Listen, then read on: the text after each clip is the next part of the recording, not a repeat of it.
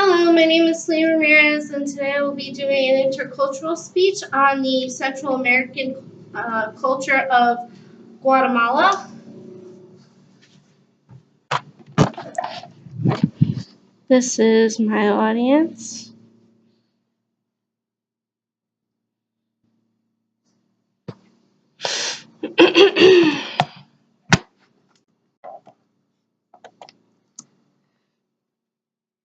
So first off, I will point out that Guatemala is part of Central America, and it is located between the Pacific Ocean and the Atlantic Ocean, and it is right underneath Mexico, but just above South America. Over here, you can't see, it's a little blurry, but I posted up the PowerPoint in order for people to see my PowerPoint slide clearly. And this is what their flag looks like. The flag symbolizes many different parts of Guatemala. It represents peace. The white and blue represents the different oceans that it's surrounded by.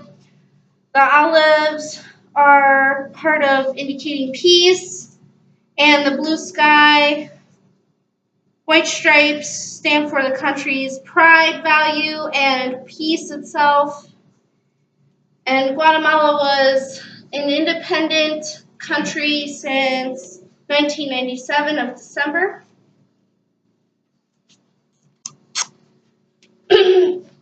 So Guatemala has beaches, many different beaches and islands, and most of the islands have black sand. You can see over here, part of the PowerPoint. Over here is the Mayan temple of Tikal. Tikal is one of the Mayan temples that is still standing today and is used as a monument for a museum type overview for Guatemala. Over here is Guatemala City, one of the biggest cities in Guatemala, and where most of all the enterprising and education and international experience happens. And over here is where all their agricultural experience happens, because most of Guatemala is farmland, and a lot of farmers are in Guatemala. So the history of Guatemala goes back to the early 1800s. So Guatemala, the name Guatemala stands for the land of forest. Spanish is its main dialect. The history of Guatemala started in the early 1800s. It's when most of Central America started to compromise with other parts of South America and began to expand its knowledge and started to build and become a bigger country of its own. Juan Arevalo is the first president to claim independence of Guatemala in the mid-1900s and in the 1950s, and started to expand it more and more.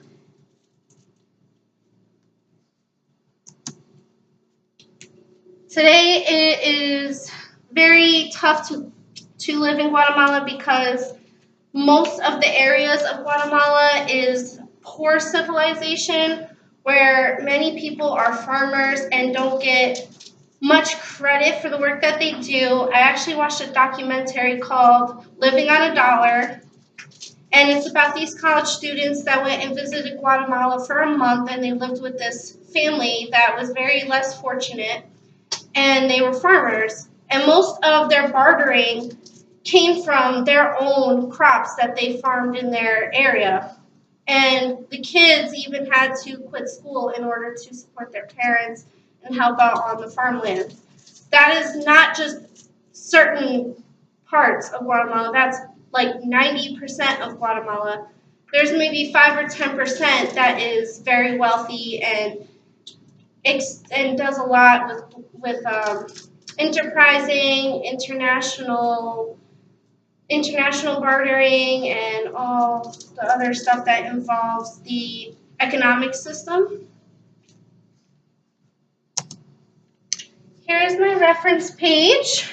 This is where I got most of my information from. A little bit more about their culture is that they are they still have a lot of their native heritage, and they speak mostly Spanish. They do like to, they eat mostly rice, beans, wheat, tortillas, tamales. Um, a lot of the celebrations that they do is Independence Day in September and in August. So it's twice a year instead of once a year. And they do a celebration for people who have passed away in their families and important people that have passed away in the past that have done a lot of justice for Guatemala and their independence. And it is called the Celebration of the Dead. And it's where they actually are celebrating in a happy way instead of normally what people do for funerals is they're sad and they mourn the dead, but in Guatemala they actually celebrate the dead and for what they did.